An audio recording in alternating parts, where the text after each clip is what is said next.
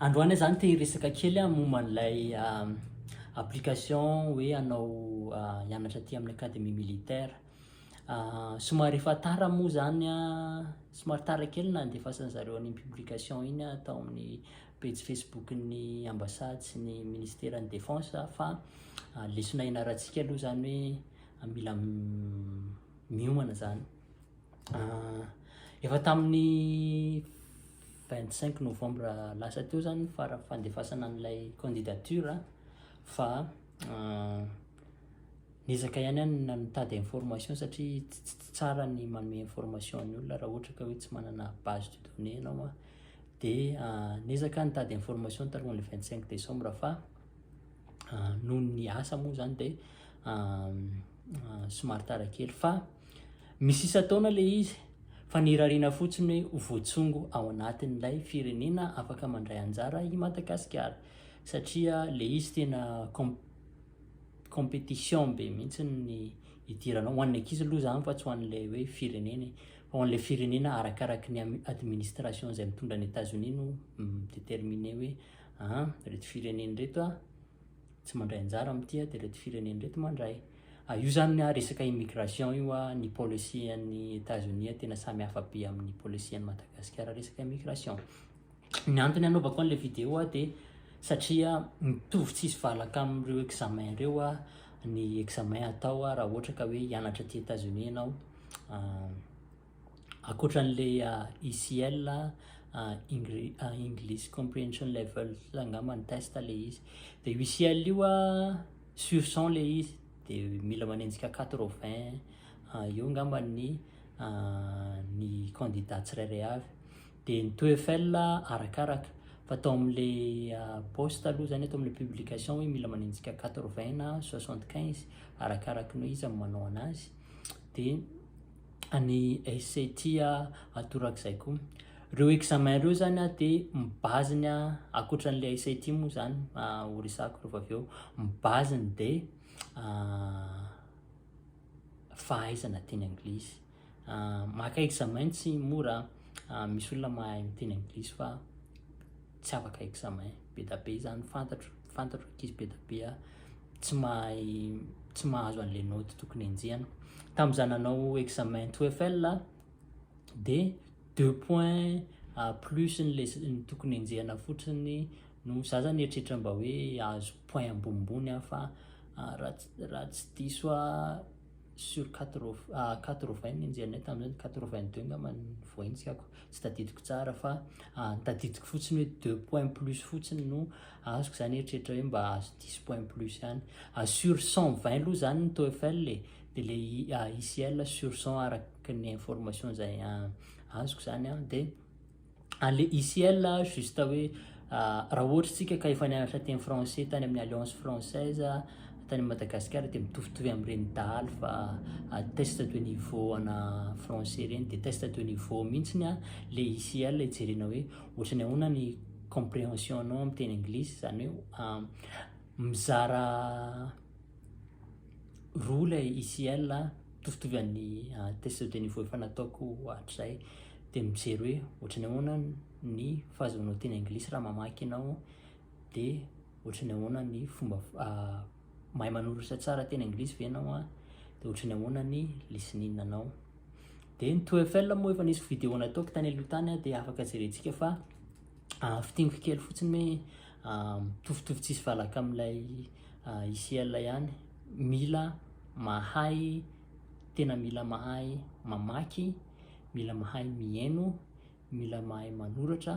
fa misy speaking le amin'ny TOEFL. Amin'le ECL tsy nahita hoe misy speaking fa juste listening fotsiny. Dia mibazin'ireo examen anankiroa ireo dia ny tips omeko antsika dia ny hoe mifamakiana boky. Hatramin'izao na dia efa manana diplôma azoko tamin'ny université aty États-Unis dia mbola mamaky boky foana satria mila ampidirina atao an-doha ato ireny vocabulaire ilaina ireny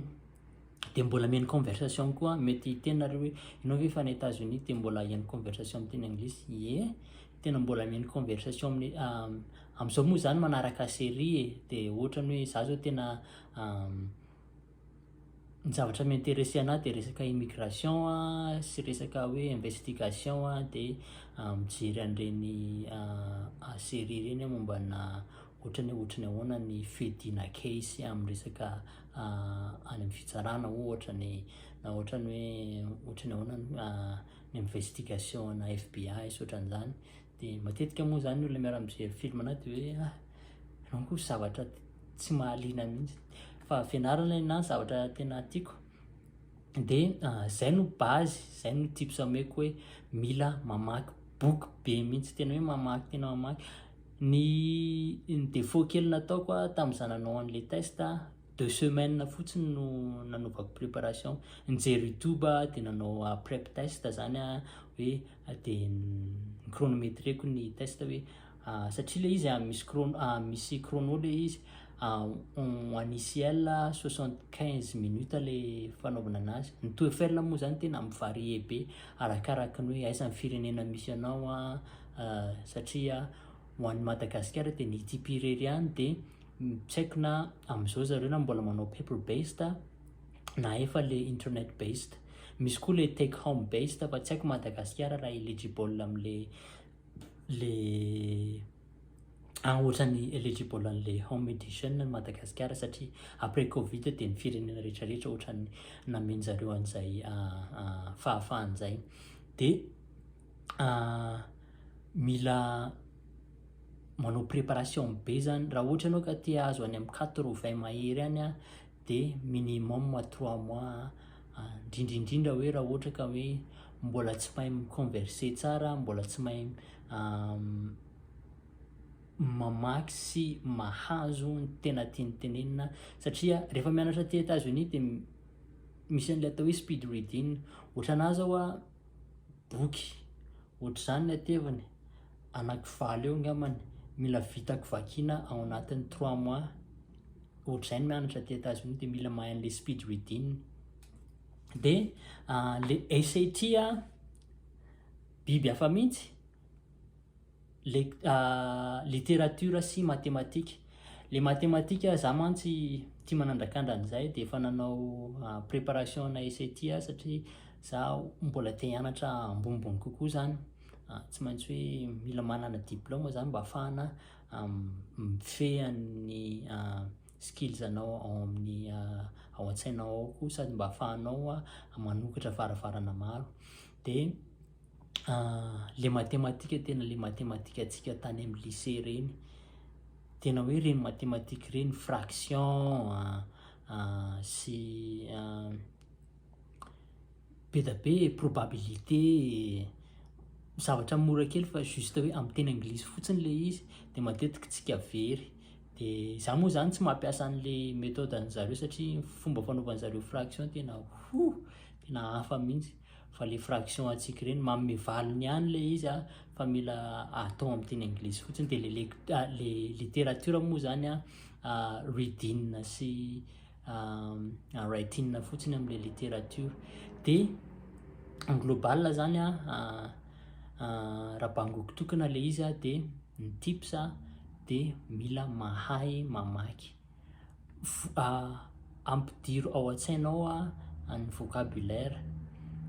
na io amin'ny alalan'ny famakiana boky na io amin'ny fianoana de eo amin'le SAT mila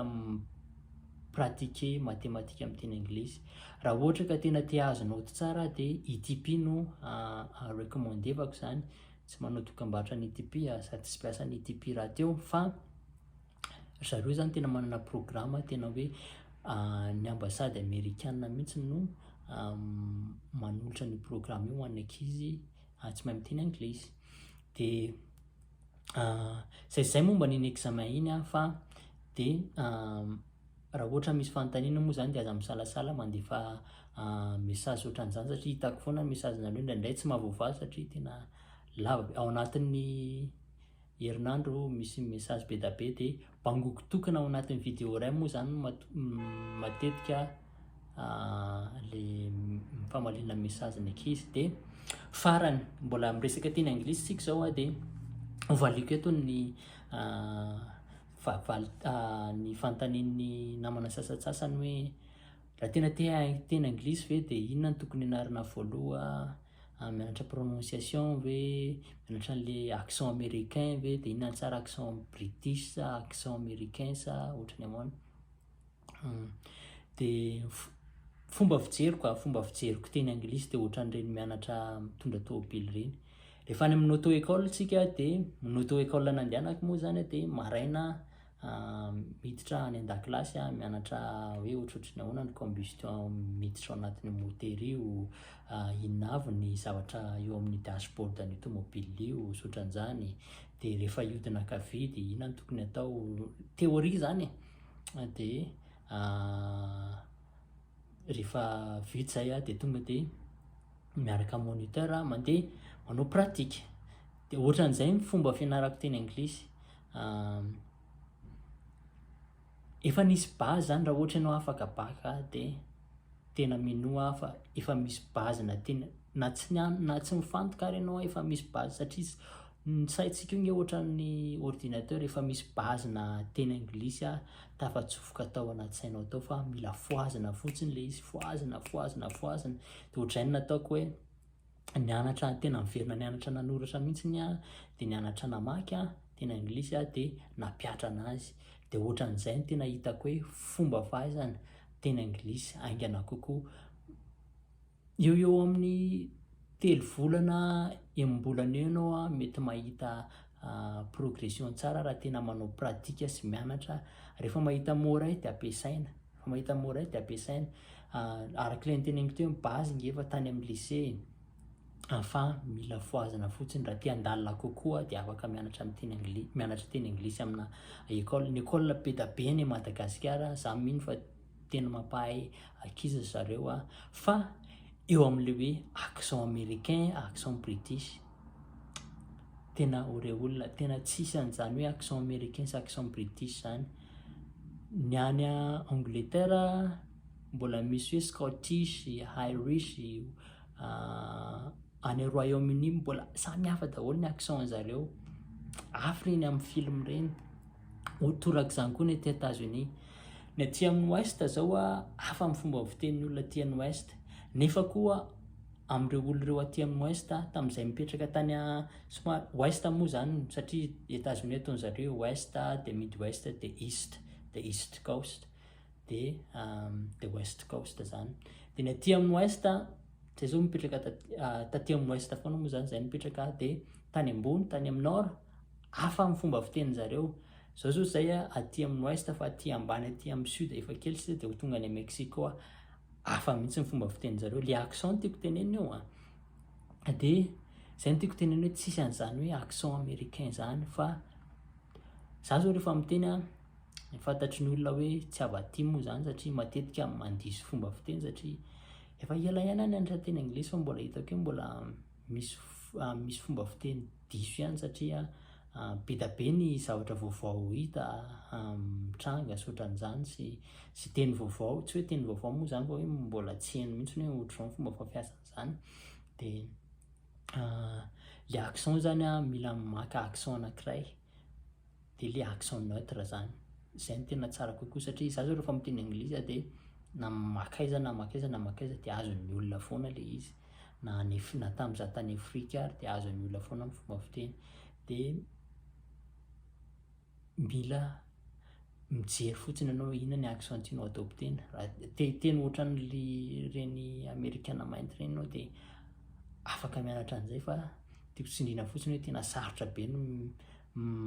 mihaino an'ireny olo reny. Za zao ampiasana be da be mihitsy satria aty amin'ny nord aty amin'ny sud be da be mainty de misy fotoana tena miteny hoe averiny kely hoe de satria zay miresaka amin'ny radio foana matetika de indrindra eo ny tena ahitana hoe ohatrany ahoana ny fahatakaranao teny anglisy rehefa le amin'ny radio satria mikobokobona ohatr'izany ny heninao de tsy maintsy mila mezaka. De zay no tiako tsindrina hoe anao vidéo mantsy atsoatsy mbola mezaka mandresy lahatra olona iaraka anao vidéo amiko ny resaka hoe ohatrany ahoana zany hoe tena hoe accent américain zany za moa zany tsy mifantoka am'le hoe accent américain na british fa le hoe accent neutre mba ahafahan'ny olona mahay ny tsara ny zavatra tiako tenenina sy mahazo ny tiako tenenina fa aka olona avy aty amin'ny ouest, aka olona avy any amin'ny mid-west, de aka olona avy any amin'ny New York any amin'ny Yankee zany de aka olona any amin'ny Southerners any amin'ny Texas sy Mississippi sy North Carolina iny de hitantsika hoe ohatrany ahoana zany teny anglisy zany hoe accent américain satria tsara hoe accent américain fa matetika le izy commercial fotsiny zareo de zay no vidéo androany amin'ny manaraka tsy adiniko nareo le manontany momba an'le hoe au pair mbola tsy nahazo ny olona contacteko am'izao de mbola tsy namaly anahy ihany micontacter cabinet ana au pair mihitsiny de hitantsika eo mivaliny fa tsy adiniko nareo fa aza matahotra. De raha ohatra ka mahaliana anao ty vidéo ty de aza adino mizara satria ny atao eto de manampy amin'ny zaza malagasy tsy ny zaza ihany fa ny olona mitady fanararoatra opportunité mankaty États-Unis sy Canada de zarao amin'ny ankizy namana, zarao amin'ny olona namana na olona mila fanampiana amin'ny resaka immigration sy resaka fianarana ty États-Unis de misaotra betsaka anareo nanaraka hatramin'ny farany ary.